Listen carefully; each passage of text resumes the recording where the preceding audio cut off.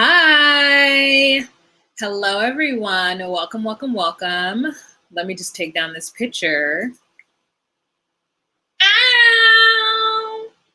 They ready? Okay, so hello. Hey guys, it's Wahima, but just call me Wah. Melanated! Welcome to this recap of Love After Lockup, Season 3, Episode 37, Freak in the Sheets. Hey, I hope everybody had a nice holiday. I had a great holiday. If you follow me on Snapchat, you will have seen my holiday business. Apparently my Snapchat is private. And so whenever I accept somebody, that means that we're friends and then I see their stuff, but I don't necessarily want to see everybody's things because I don't really know anybody and it feels weird to be like creeping on, people's Snapchattery.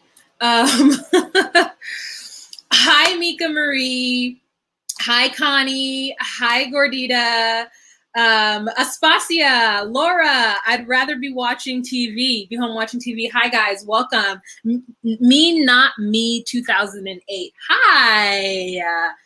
Hey everybody. Thank you so much for joining me on this holiday Monday. This was a weird holiday because it was actually yesterday, but it's being observed today, which I don't understand.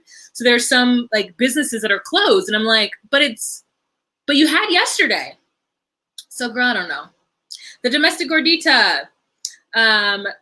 Oh, good. I'm glad that you're able to watch it. So first of all, as you know, we get started for sure at 5 minutes in. Right now we're at 3 minutes in, so we have 2 more minutes before we get started. We're going to talk about Love After Lockup. Guys, this season is so good so far. It's always easier for some reason for me to keep up with Love After Lockup in the very beginning, and then when it gets tedious or when it takes like so long for the person to get out of prison, I'm like, ugh, I don't want to watch it. However, this is the 3rd episode, and I feel like a lot of people are coming out of prison, and then next week, people are coming out of prison too, as well as there is a 5th person that we haven't seen. And let me tell you, it's the only reason I recognize it is because I was looking at this, and you see, the homegirl in between Dante and Brittany. Who that is? Who that is? We haven't met her yet.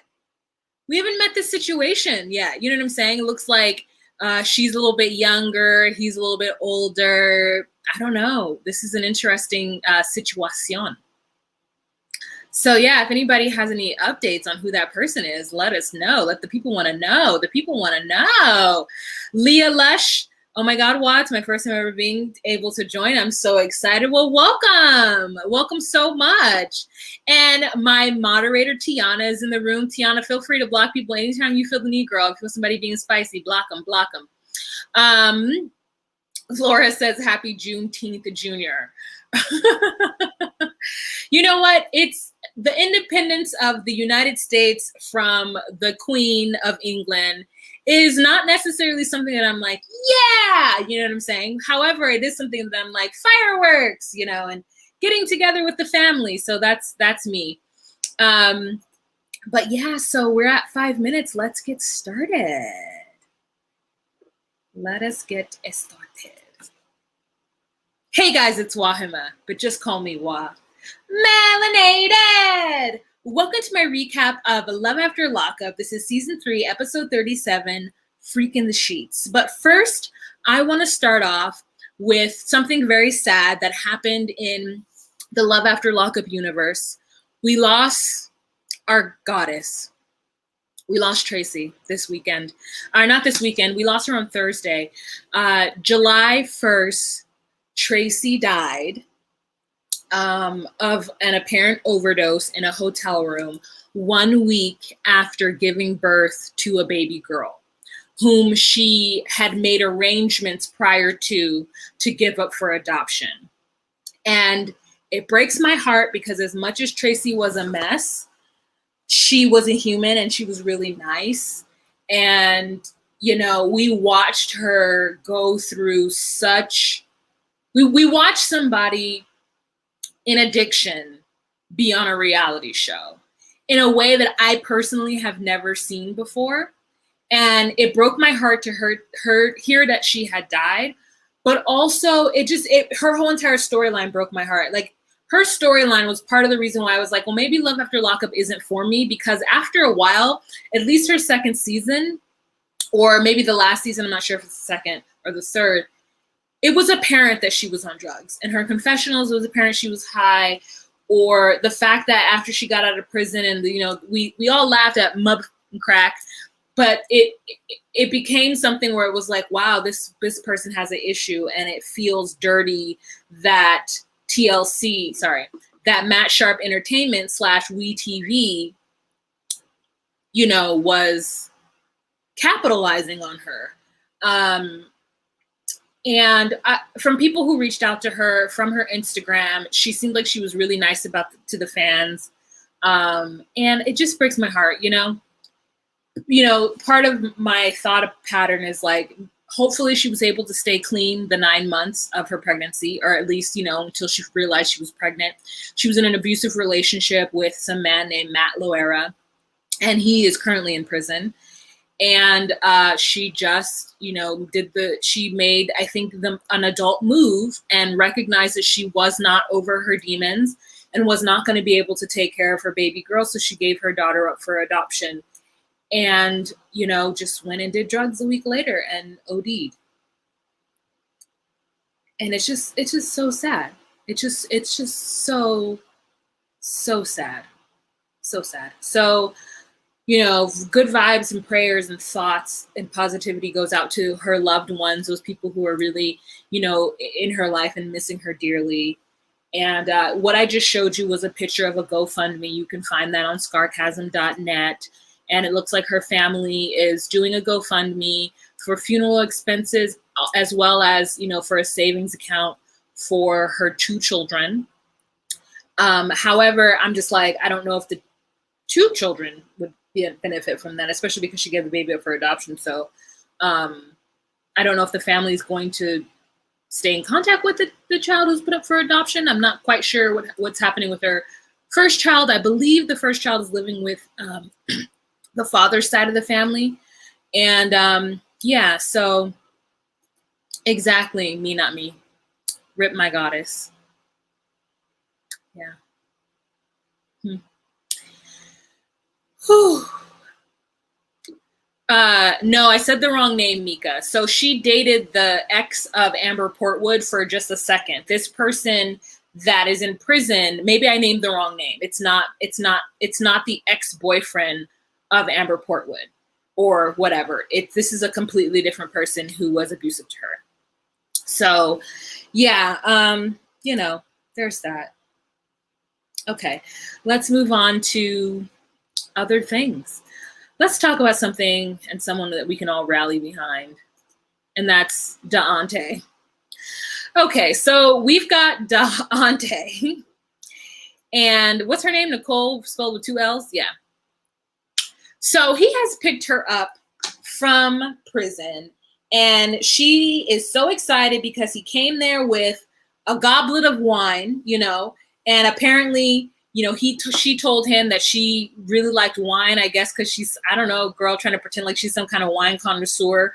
But I'm like, girl, you ain't no wine connoisseur. Like, what? At 23 and you've been in prison for 4 years? What wine you been drinking? And how, I would like to know your wine history. Anyway, so he went to a place, got her some expensive wine. She gets there, he picks her up. Her makeup is all over his face because it's prison makeup. They get in the car and he's driving her back, and he is ready to take her to the hotel to get a busy, okay? He gives her $1,000 in cash. She puts it in her brassiere. And they're in the car. She's very excited. She's like, babe, I love you. That's what I want to hear. I want to hear that everything is for me. I want to hear that the sky's the limit. I want to hear that you're here to support me and make me feel comfortable and love me. Like, these are all things that I'm good on. And he was like, yeah, I can't wait to get, to where we're going. He produces a bag. He's like, why don't you go ahead and look in the back seat and see what I got back there for you. And she's like, okay. So she looks in the back seat, and she's like, she looks in the back seat, And she was like, oh, look at this. And it's a Victoria's Secret's bag. So I'm all of a sudden assuming that it's definitely lingerie. She pulls out something first. I cannot recall what it is, but it isn't lingerie. What's the first thing she pulls out? Was it perfume or something? It was something to where she was like, ooh, this is good. I like this, you know, blah, blah, blah. And then the next item she pulls out is some like stringy items. And she's like, listen, you can watch me wear this. You know, I can wear it, but we're not, you know, you can look, but you can't touch. And he's like, watches. That's what it is. He got her some watches. And I said to myself, listen, I know that a watch is something that there are people who love watches, but I'm like, a watch? Mm-mm. He's also got her a phone. Like, you know, I'm just like, it's a lot. It's a lot. I was like, this is unnecessary, these watch purchases. And at this point, while I'm watching it, I'm not taking notes at all. I just really was like, this is unnecessary. This is not what somebody who's 4 years, you know, just got out of prison requires, is a watch. I mean, I guess if he wasn't planning on getting her a phone, but he did get her a phone and $1,000 and a bunch of other stuff, but whatever. So she says that he can look but can't touch. And he's like, oh man, what you mean? And she was like, I already told you, like, I haven't been touched in 4 years. And I was just like, oh, I call lies. I call lies. Ma'am, you've been in prison for 4 years and you haven't been touched?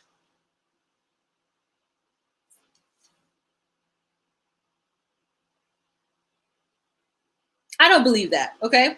And next, she's like, I don't know why Dante's acting like he didn't know that. And I'm, you know, in her confessional, she's like, I just got out of prison, out of being in prison for 4 years, meaning that she went to prison at like 19. She's 23, right?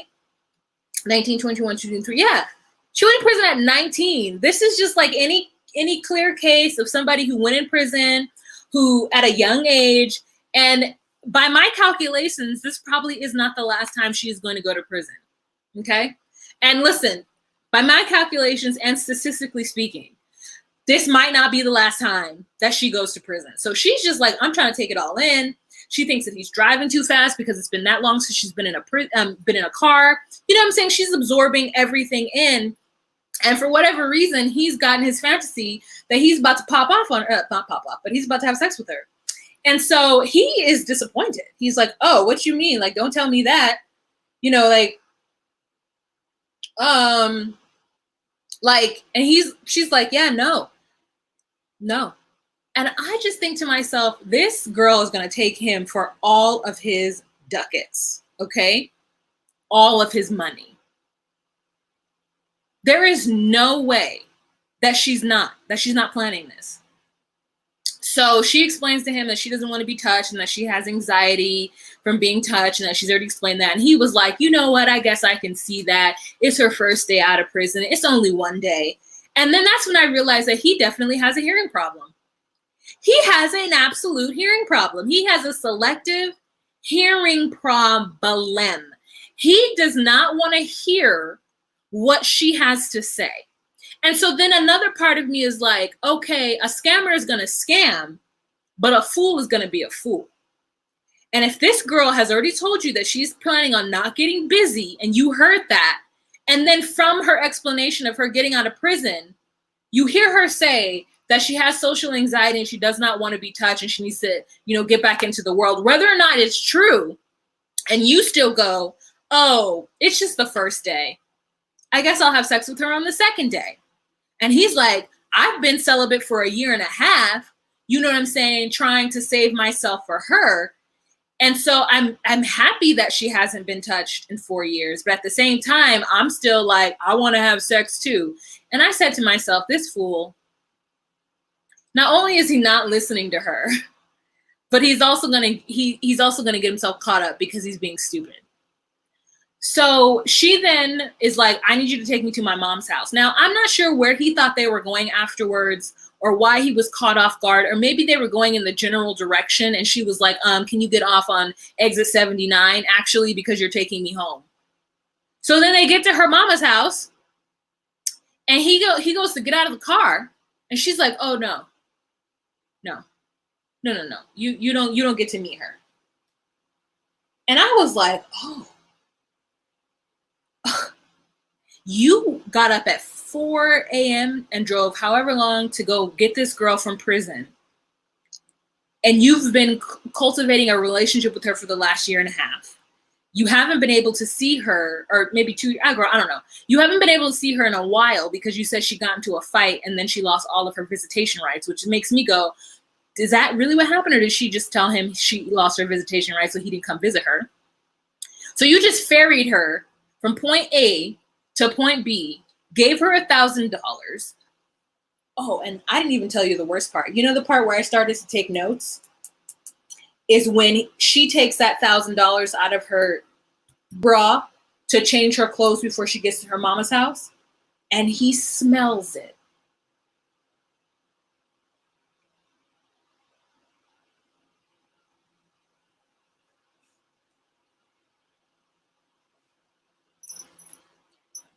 She hands him the $1,000 and says, hold on to this while she changes her clothes, and he goes,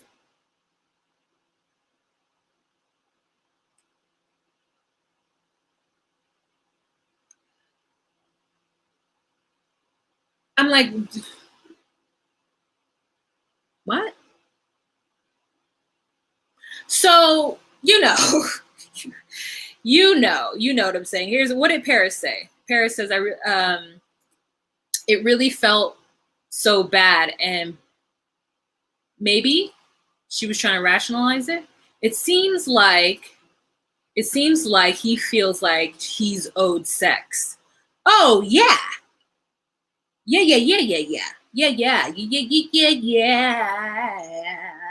He feels like he's held it down. He did his part. And her part is to come out and be very grateful and sit on his lap. And to give him all the things that he wants, which is to touch on her and rub on her. And I was like, that's a lot of money just to be able to do that with somebody. Graciela says, I'm a female and I felt that rejection. Yo, that was so rude. You can't even come in and meet my mom. But here's the deal. I understand why she said that. And this is the case with a lot of these people who come out of prison and actually have families that care about them. And I will talk more about that when we get to Brittany. But when you come out of prison and you have family that cares about you or has the wherewithal to want to see you and whatnot. Now, my question is, what did she tell her mother? Oh, I'm gonna have a friend pick me up. You don't have to pick me up. Because if the mother is that excited to see her, which she seemingly was, Mama moved from whatever state she was in to Virginia so that she could go and visit her daughter on a regular basis. So my thought pattern is like, how did you convince your mother not to come and pick you up? Why did you get Dante to come and pick you up? Why didn't your mom just come and get you? Like, there's a lot that I don't understand about these people who, I don't know. What was the conversation with your mom? And her mom had a long hug. So my question is, does mom know you're scamming? Or like, what's going on? I don't know. Does mom think that the prison dropped you off at her doorstep? I don't know. She knows about the show, or she knows about a show. Aspasia, you ain't never lied. He might as well just get with somebody who he can pay and throw money at. You know what I'm saying? There's financial domination. There's a lot of things that he could do. He's about to get his whole little heart broken from this girl. So it's just a lot, you know. So she does that to him, and I felt like bad for him, but at the same time, a fool's going to be a fool, and I can't stop a fool from being a fool. Okay? He says that, though, as much as he was disappointed about not being able to go to a hotel with her that night, as much as he was disappointed about not being able to come in and meet the mom, he says that I was the first one to see her out, and that was really special to me. And I said, oh, you is a big old fool. You is Boo-Boo the fool. You know what I'm saying? That you are literally the epitome of Boo-Boo the fool. We ain't never know who Boo-Boo the fool was, but now we do know, and that's Dante. I mean, you guys. You guys. It was really bad. It was really bad. Now, Aspasia, based on the previews, it doesn't seem like it. I don't know.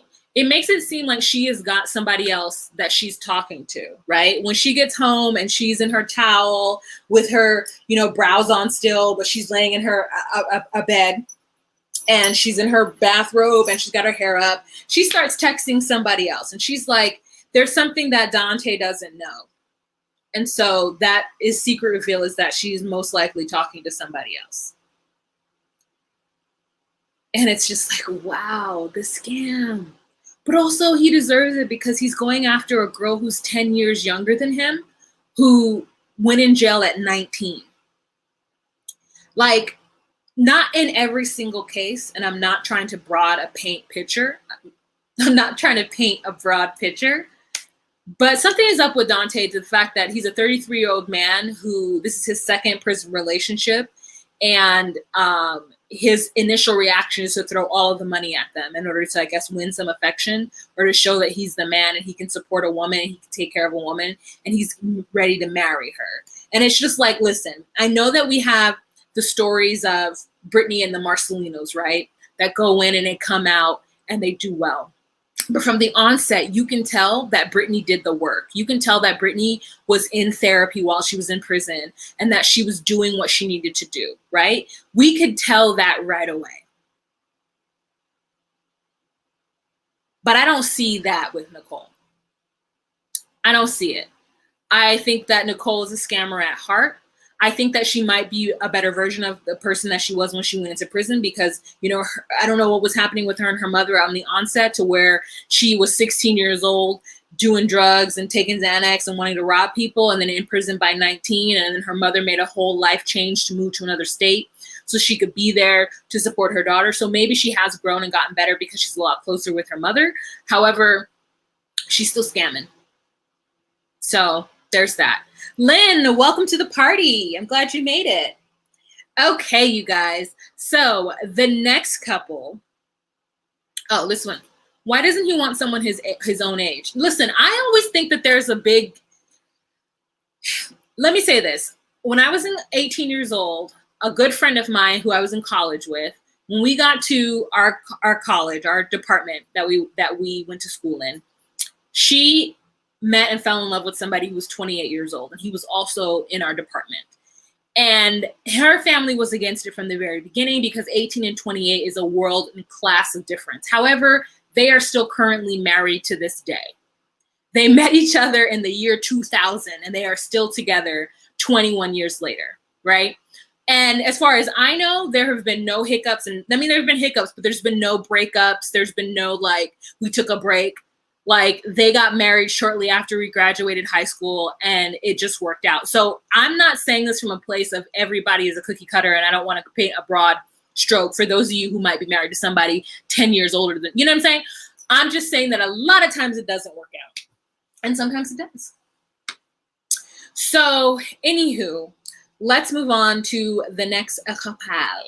All right, so the next couple that I want to talk about is Stan and Lisa. Okay, so we've got Stan, who is allegedly 65 years old. I don't believe it.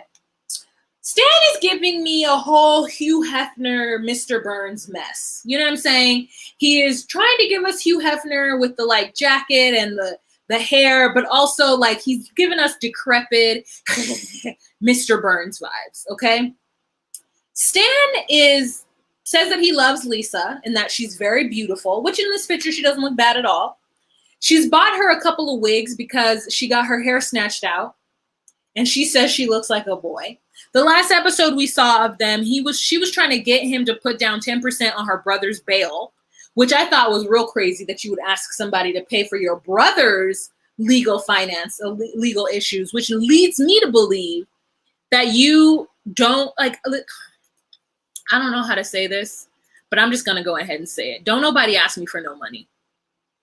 Don't ask me for money, okay? Unless you are the homie that I've known since kindergarten, unless you are somebody unless you're my brother, somebody that I consider near and dear to my heart, to the point where I'm just like, listen, if it's a couple, some money, yeah, that's fine.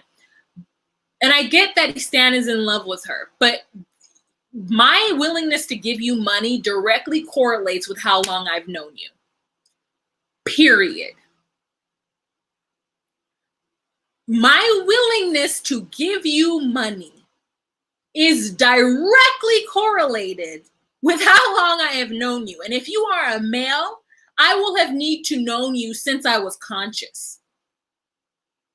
So one time that happened to me, I was out with a friend and he bought his like friend. I was out with a friend, a coworker, he a little hood. We went out to hang out. He invited a homeboy to come. So I was like, okay, it's no problem. And I had my roommate coming too.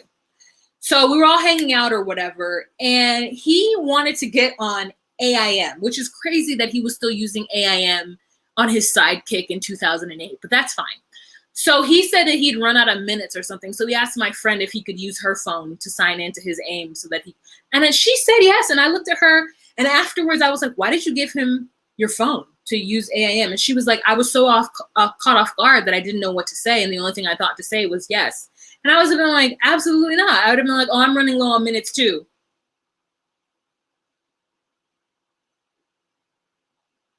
And that's AIM, okay? That's not actual funds. You are not going to get something out of me. You're not going to use my phone to call a friend. You're not going to text somebody from my phone. You're not going to do any of those things. Like, absolutely not.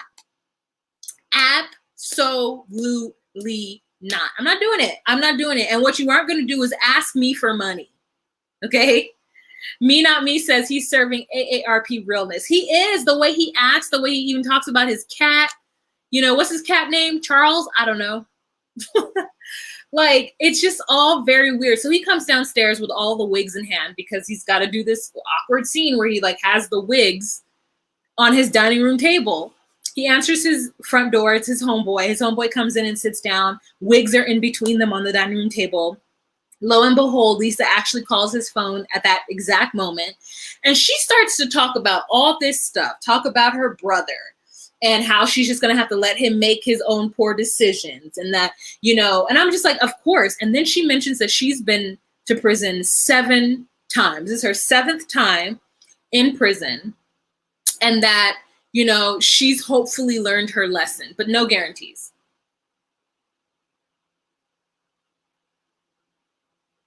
And Stan is like, yeah, I love Lisa. I'm going to marry her. I think she's the right girl for me. You know, I don't want to die alone. I don't want to be lonely. He's even so far as thinking like how much money she's going to get if he does die. He's like, oh, I'll give her $500,000 and that should be fine for her. And I said, $500,000 to somebody who ain't never had nothing in their lives and been out of prison by the age of 47 times or been in prison by the age of 47 times. That woman is going to blow through that money. And then most of it's going to go up her nose. If she doesn't spend it on surgery, then it's going to go up her nose. Like, there is no way you are going to give this woman, if you die, $500,000. Y'all, Hugh Hefner, Mr. Burns, is doing the absolute wrong bit of behavior. I mean, it is quite unfortunate. You guys are still stuck on AIM. I remember using AIM in middle school, LOL, and sent my way, which is messages with a picture. If you know, you know. Oh, girl, I know. I absolutely know. So, I mean, I don't actually know where this relationship is going, but Stan is very, very naive. He doesn't even understand some of the lingo that she says. He's very, very naive, but he thinks that she's a beautiful, buxom blonde, and he bought her wigs because he wanted her to have long blonde hair. And I said to myself, do you even know if this woman wants to wear wigs? And I thought it was really smart of him to get her wigs with a bang, you know what I'm saying? Because you never know if, you know, how that lace is going to hit, if she's going to know how to put it on correctly. But he spent $1,300 on 3 wigs, which, by the way, isn't the worst price, right? If they're good, like, you know, quality wigs, also supporting a Black business, you know what I'm saying? So, and the woman who sold him that, you know, it was melted, you know what I'm saying? It was melted. Let me see, 1,300 divided by 3 equals. So he paid about $430 a wig. Not bad. I know people who pay like $800 for a wig. I mean, if he wants to spend the money on it, he wants to spend the money on it. Domestic Gordita says that my morals would go out of the window for 500K. Yeah, wigs definitely are expensive, Paris. You're absolutely welcome, Missy B2. You're absolutely welcome. Okay, so who knows what that relationship is going to end up like, but his friend certainly thinks that he is a fool and he wants to spend his money on her. And I just said, if that man doesn't think he can do any better and he sees her as a very young woman who he's excited to be in a relationship, then it is what it is. It's fine. Okay, so the next couple that we have to talk about is Rachel and Doug. Whoo, girl, this relationship pisses me off. It makes me so mad because I just see Rachel being a whole fool for no reason. Before we move on, you guys, let's go ahead and give this video a thumbs up, okay? If you guys are watching this, there are 210 people in this room. I don't know how many likes I have, but I would love it if you guys could thumbs this video up. You like it. You do like it. You like it. So let's thumbs it up. Okay.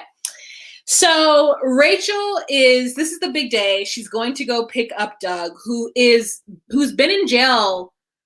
Looks like it says for 4 years, right? However, prior to, like, Doug explains to us that he was in jail for like a long time, and then he was out for 40 days, and then he went back in for 4 years. And when did he get that child? When did he get Dougie? You know what I'm saying? Like, he's just been in and out of prison since he was like 17 years old.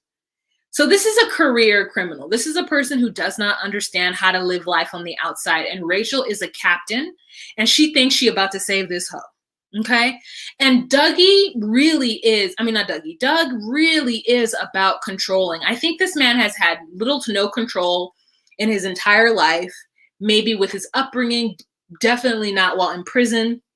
And so he just wants to control this woman at all costs and control a lot of things in his life that he literally does not have any control over. So his son goes over to Rachel's mother's house, and Rachel's mother watches his son, who, as we remember, she's planning on adopting. And I think to myself, if I was Rachel's mother, I definitely would not take care of that son. May, I absolutely agree with you. I definitely think that he's abusive. And I don't necessarily, I just think that he, when you have people who have those control problems, like, there's no way. He needs therapy. He needs absolute therapy. Absolute. So anyways, she's trying to save him. And she says that the only thing that he wants is the 3 B's: bologna, boobs, and I think she said non-alcoholic beer, or maybe just alcoholic beer or beer. So boobs, bologna, and beer. And I just wanted to vomit. I've never seen an entire thing of bologna. I've only ever seen Oscar Mayer bologna in the like little pack that you just like peel back the top and then you pull the piece out. And I think fried bologna is delicious. Oh, okay. It was BJ's. Sorry. You're right. It was BJ's. You're right. I don't know, but I thought I heard her say non-alcoholic beer too, which I thought was a really interesting thing. Maybe he's gets ill with alcohol, but it's really weird for somebody who has been in prison for most of their life to be like, I would like non-alcoholic beer, please. And so Marie, hi, welcome. Yaz, welcome. I didn't see you guys enter the chat, but welcome. So she fills up a chest with beer, bologna, and then I guess, I don't know, girl. Anyways, he also wants her to dress very conservatively and to wear no underwear. And she says the last time that she dressed up and wore heels was probably when she got married to him. And so she hasn't seen her husband in 4 months. She's so excited to see him. And it looks like on her way to see him, which it may not be, but on her way to see him or to get him from prison, she gets a call from him where she tells him that she spoke to his parole officer, and the parole officer said that he needs to quarantine or something. There's some kind of waiting period, and it's not long at all. And he goes off and tells her that he's going to get a different parole officer and that this is not right and they're not going to run his life like this, and he's already done what he needed to do. And I'm like, sir, you haven't done what it's always so interesting to me. The people who want to commit the most crimes, these outlaws who see themselves outside of the boundaries of law, are always the ones that are just like, and then who get caught up and then all of their rights stripped away, choose to act a fool when they get out. And it's just like, you don't learn the lesson. Like, you've put yourself in the system, and the system sucks. Don't get me wrong. It does suck. But I feel like the reason why it sucks is because of people like you who can't come out and just be normal citizens of society. So you make it bad for other people who want to come out and just be normal, but they treat everybody poorly because of suckers and fools like you who act up. And I just was like, I don't understand.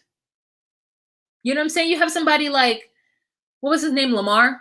Is that Andrea and Lamar? You got somebody like Lamar who's just trying to live his life and he gets caught up in all kinds of stuff. And then you have somebody like Dougie who's like, I'm an outlaw. You know, I mean, that was Matt, I know. But like, I don't know, girl. It's just, it's a lot. It's a lot. It's a lot. So anyways, she tries to argue with him and tell him like he's wrong, but she isn't forceful. She isn't forceful with him over the phone and doesn't lay down the law with him over the phone, but she's confident that she can stop him from making bad choices purely based on the fact that he doesn't want to lose her. And I said, girl, you ain't never leaving him. He would have to do something really crazy to her for her to leave him. I think she would just roll with the punches until she couldn't anymore. And she also says that she really hopes that it doesn't go bad because of her last relationship. And she's like, you know, I am worried that he could be an addict. And so then I'd have to deal with that. And I was just like, yeah, you never know what you're going to get. What is this like control factor that you want to be with somebody who like doesn't have any rights when you first meet them? And the only option they have is to talk to you over the phone. So anyways, I don't know, Paris. I don't know. So she gets there, and the guard is the nicest guard. I mean, what prison is that? Because every other situation where they're letting a prisoner go from jail, they just like drop him off in the middle of nowhere and take off, or they bus them out to a gas station and take off, or they let them out of the front gate and make them walk a mile to get to the main street to meet a person who loves them. Like, the way that the prison releases inmates is sometimes so weird and inhumane. Like those times where they just put somebody on a bus and take them to a truck stop. Like, that shit is weird. Okay, that is weird, the way that the prison system does it. But anyway, she gets the nicest man. He comes out, he comes to her window, and he says, we'll bring him right out, ma'am. And she's like, thank you. And I was like, well, oh my God, this is like crazy. It was crazy. It was so nice. And so then they run up to each other and they hug, and he's trying to be real inappropriate, like put his hands up her pants and stuff. And then he does, and he realizes that she has underwear on. And he's like, I thought I told you no underwear. And she was like, yeah, no, it wasn't going to happen. And I said, good for her. Good for you, Rachel. Good for you. So they ride off into the sunset, you know, apparently to have awesome sex. And the only thing they can talk about during their confessional is like how they want to just like be done with this segment of the show and just go back to the hotel and get it on. So, you know, we'll see. All right. So the next couple that we are going to talk about are these two, Courtney and Josh. You know what? I actually think they might make it. I think that Courtney did, you know, mess up her life low key because she decided that she was going to ruin a career that was probably very promising and that she even herself claims that she was good at because she fell in love with Josh. Now, if it's worth it, then it's worth it. Josh has been in prison for 11 years, and this man has learned his absolute lesson. This picture of him isn't a great representation of like the person that he presents now. I found a picture, but they all look weird. But he presents right now as a very, very straight-edged individual. And they get back to her house after like canoodling in the backseat when her friend helps to pick him up because she's unable to pick him up from prison because she herself after she, got fired from being a lieutenant as a guard, was sentenced to 2 years probation, 60 days in prison. So she's unable to pick him up. She's unable to like get on any kind of prison grounds. And she's very excited to see him. He hasn't seen the outside world in so long. One thing I wanted to say about Dougie. Dougie didn't know how to use a phone, which makes sense. Anyways, so I imagine Josh is the same, right? Been in prison for 11 years. Technology has changed so much. I think they stop off and get some like fast food, and he's just like, the flavors, like just, he's used to just eating really terrible food for the last 11 years. And he gets back to her place, and she's got a lot of dogs. And then sometimes I see dog people and I think to myself, am I not a dog person? Like, I like dogs. I'm okay being around dogs. I like them. I have a dog. But do I want them in my bed? 4 of them? 3 of them being long-haired, like German Shepherd-looking situations? No. So she's in a super big bed when we first see them get into the bed. But then the next morning, they're not in that same bed because her super huge bed had a doggy stairs, and it was in like a basement-looking space, or a space that wasn't as like put together. It looked like it was having some work done to it. They wake up in another bedroom, and the dog is literally back to back with him. And I don't know how listen, you know what I'm saying? Like, sometimes I see people in certain situations and I realize, wow, I'm really, really particular. Really particular. I would not have been able to walk in. I wouldn't have. Like, if I were to be talking to a man every day, or somebody were writing me from prison, I don't know that I would think to ask him, where do your dogs sleep? And also, like, when I get there, can they not sleep with me? There was a lot of dogs on that bed, and right up against him.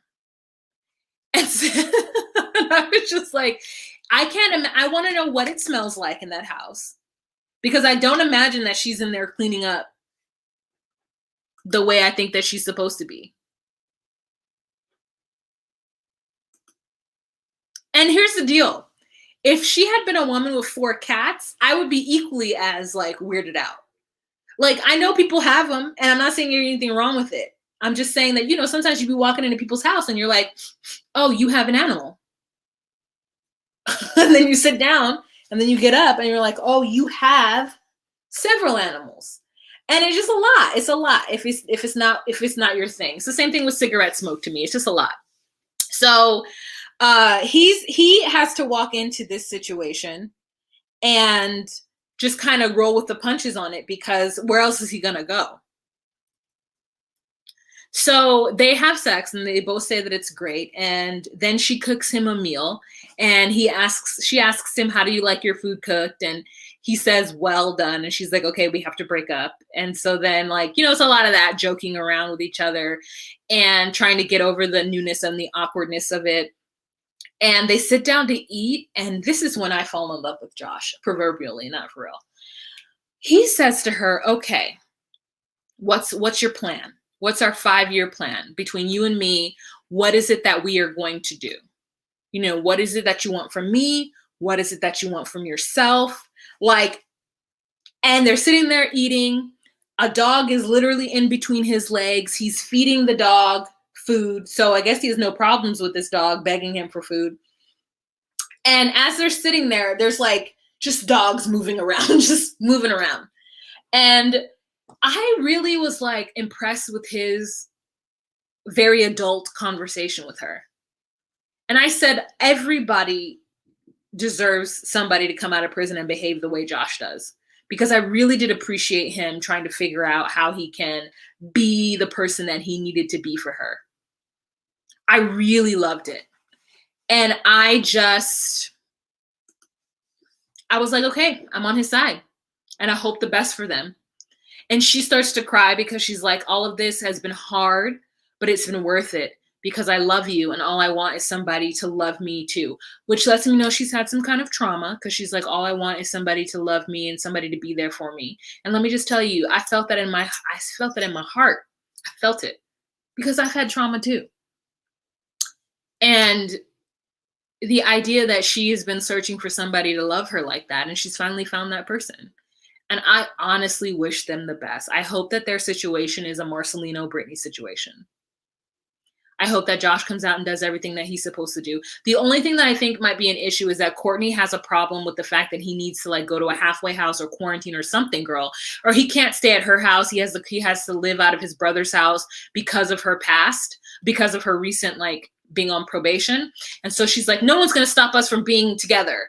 And I'm just listening. I'm like, okay, you about to mess up his whole life because you can't just have him live at his brother's house and maybe visit him or maybe move to wherever it is that they need to be. And, you know, I don't know. But anyways, I really hope that, that it works out the way it's supposed to work out for them.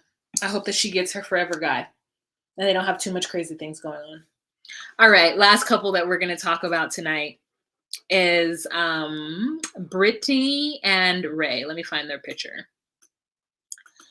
Okay. So where we start off with Brittany is Brittany has a really bad wig on and she is getting ready to go pick up Ray. She is packing her bags and she gets in the car, drives in the dark to his family's house. And she says the only thing that she knows about his family is that, you know, he grew up in the hood and it was really hard for him growing up. And so she's like, I don't know what I'm about to walk into because, you know, he's from a different social economic background than me. And she pulls up to this really nice house.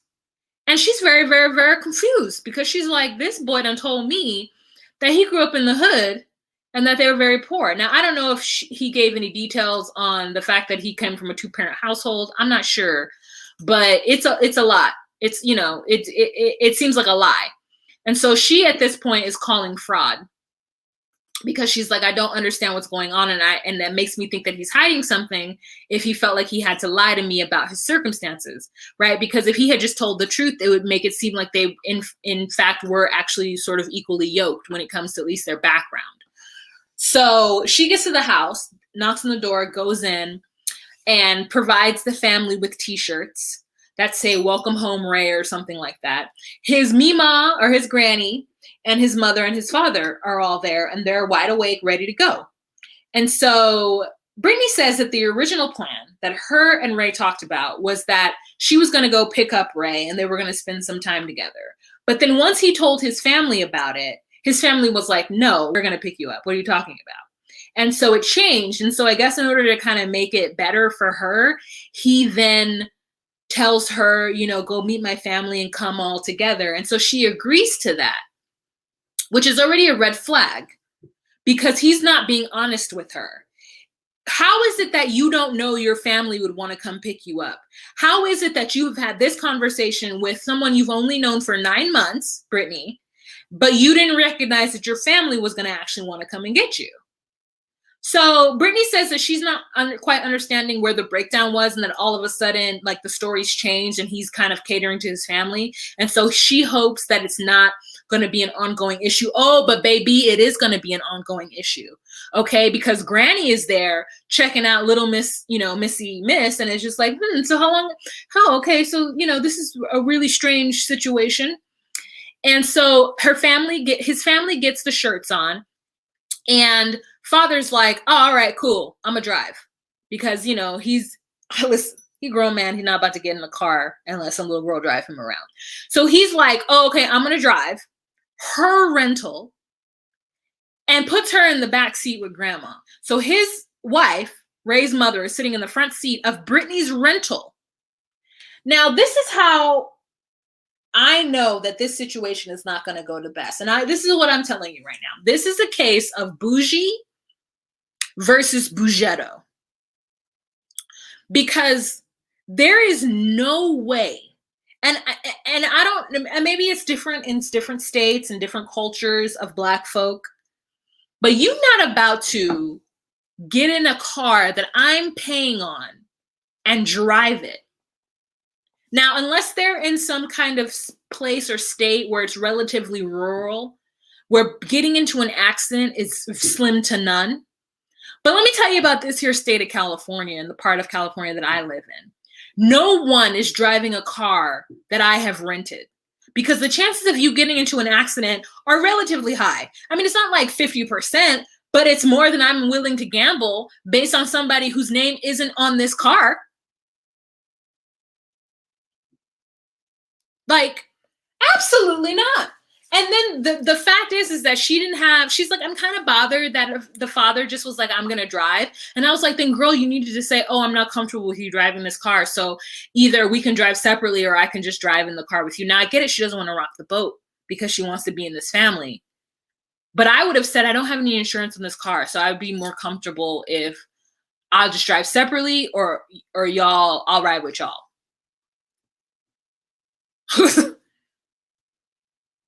And so they get into the car. She gets to sit in the back seat of her own rental. And grandma's like, well, how long have you known Ray? And she's like, it's been about 9 months. And grandma's like, oh, 9 months. Oh, you've known this man for 9 months while he's been incarcerated. Why you gotta get with somebody who's been in prison? Like, what's wrong with you? You don't got anything else going on with you? That you're over here searching for men in jail? So I'm like, maybe Brittany didn't explain that he came after her on Facebook and she didn't know he was in jail until like 3 months into their relationship or whatever it was, right? So like, my question is, she's only known him for 9 months. How long have they actually been in a relationship?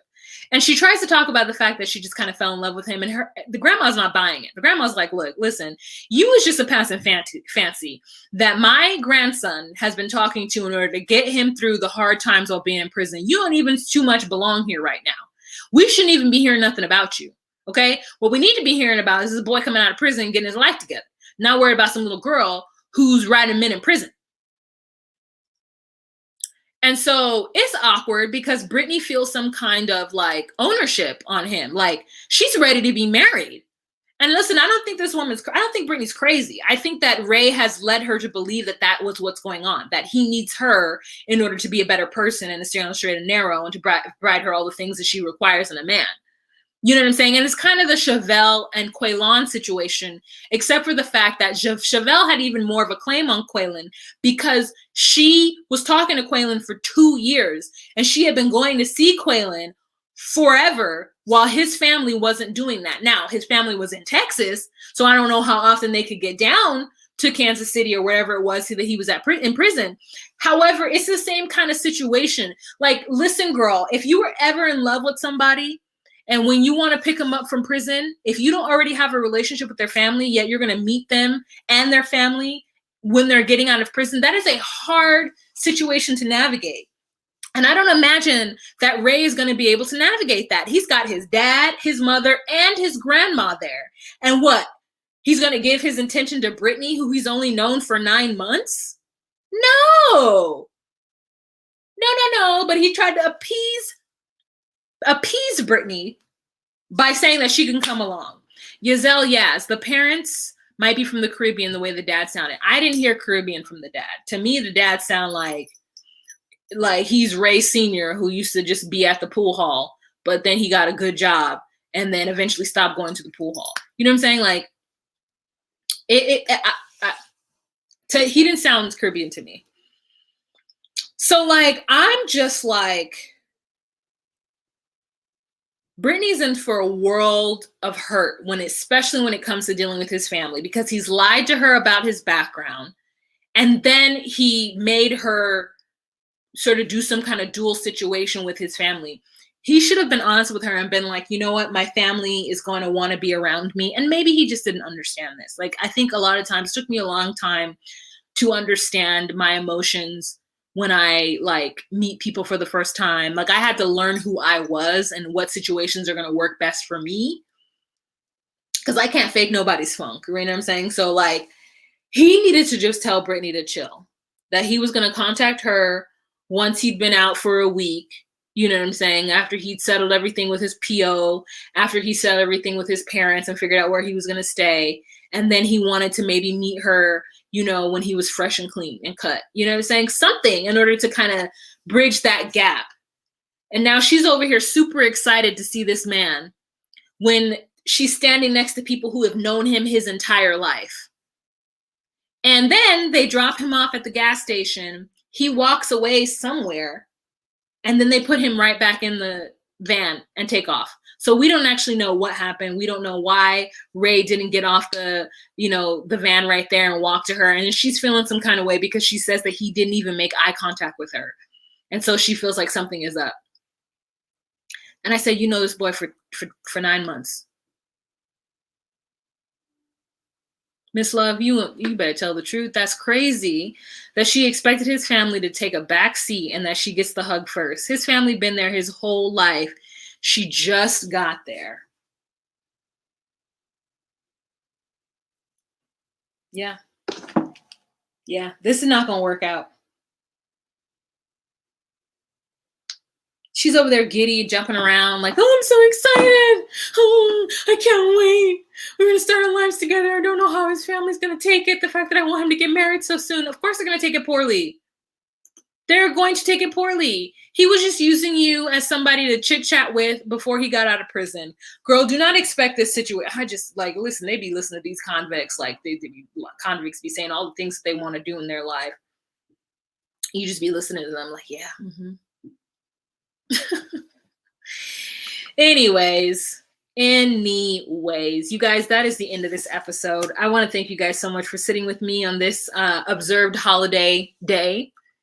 And I hope that you're enjoying this season of Love After Lockup. I'm enjoying this season of Love After Lockup. And I want you guys to have a fantastic week. What are you guys saying? Happy Tuesday, Wah. Happy Tuesday, guys. Domestic Gordita says, does she even have a job? Just because your parents are middle class doesn't mean you are. Girl, I don't know what she does. But, she felt like they're not equally yoked or whatnot. And I'm just like, you making choices, man. You are making choices that are going to have kickback. All right. Thank you guys so much. That is the end of this episode. Let's be excited for this Friday's episode coming up. I don't know when I'm going to be able to go live to talk about it because I'm having a murder mystery dinner party on Saturday. So maybe I'll have to do it like Saturday morning for sure. But anyways, you guys have a fantastic week. And remember to be you, be true, and find your place. Bye. You know what song I have stuck in my head? Oh my God, thank you so much for the super chat. Me, not me.